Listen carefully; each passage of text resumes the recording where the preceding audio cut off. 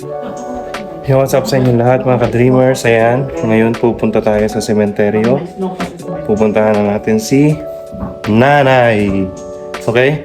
So, samahan nyo kami sa journey na to dito sa Calgary kasama yung mga tita ko. And syempre, tara na, simulan na natin to. Say hi naman sa vlog natin. Let's go. Come on.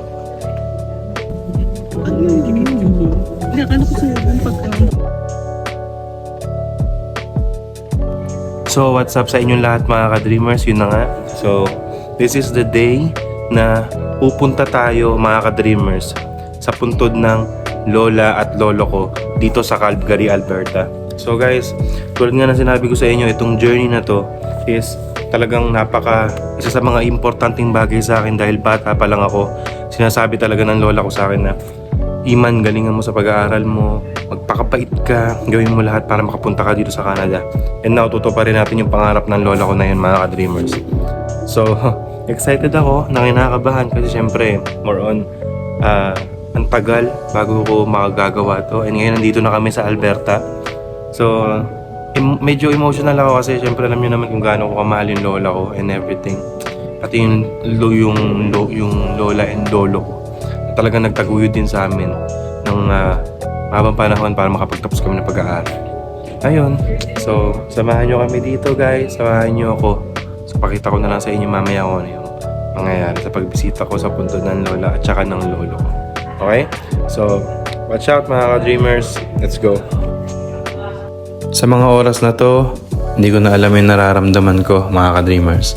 May halong kaba, may halong excitement at higit sa lahat, talagang napapaisip ako dahil matutupad ko na yung pinaka inaasam sa akin ng lola ko. Matutupad ko na yung pangarap niya sa akin makapunta dito sa Canada. Kaya mga ka-dreamers, sobrang saya ko. Dahil mga ka-dreamers, kahit wala na yung lola at lolo ko dito sa mundo, tinupad ko naman yung pangarap nila para sa amin. Kaya Nay, Tay, para sa inyo po ito.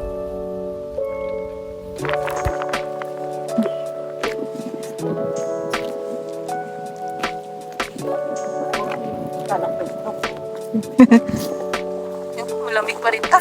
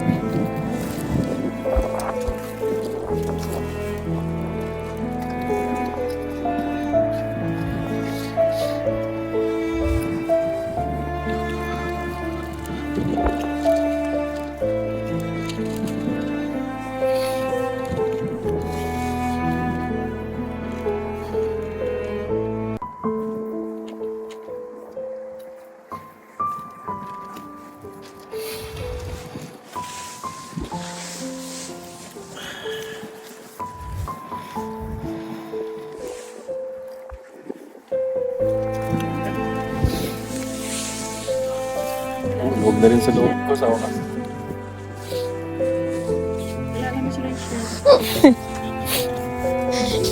Night ay, Richelle. Ito na siya. Baka baby na rin kami.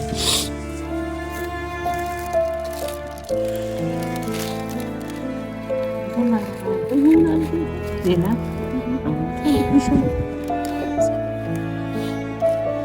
Oh.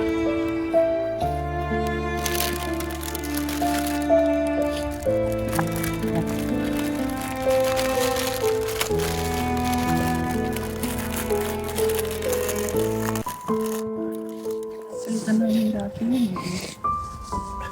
Yung pink, yung lagi. Oh my God. Nagal na sa loob ko sa wakas. Tagal. Wala naman. Dati wala ko yung mga Ayun na nga mga ka-dreamers at nakapunta na nga tayo sa puntod ng lola at lolo ko. So, naitay kung nasan man po kayo ngayon. Mahal na mahal ko po kayo. Tinupad ko na po yung pangarap niyo sa akin.